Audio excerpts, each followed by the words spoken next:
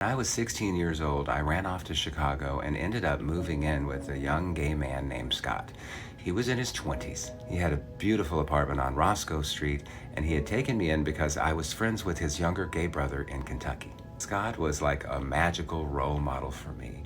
He was so classy. He wore trench coats and polo cologne.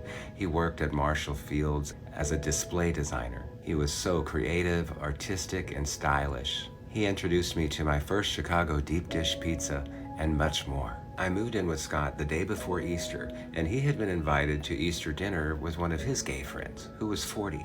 And naturally, I tagged along. Scott's friend was very happy to meet me, and it showed. He was pretty excited when I was sitting next to him at the table, and he couldn't keep his eyes off of me. And before we even left that dinner, this man asked me if I wanted to move in with him. So we talked it over with Scott, and Scott realized that he could not handle my needs. I had a lot of things on my plate. I needed to get a divorce from my wife. I needed to return to high school. And so we all agreed that I would move in with this 40-year-old man. I would go on to live with this man for a whole year in Chicago. I was accepted into the Academy of Performing and Visual Arts as a voice major, and I attended for one semester. During this time, we learned that Scott had AIDS, and I lost one of my other close friends to AIDS as well. And my friend Ray from my gay youth group actually unalived himself that year as well. So that was a very hard year for me, trying to be in a new city and start a new life with all these people that I loved getting sick or dying.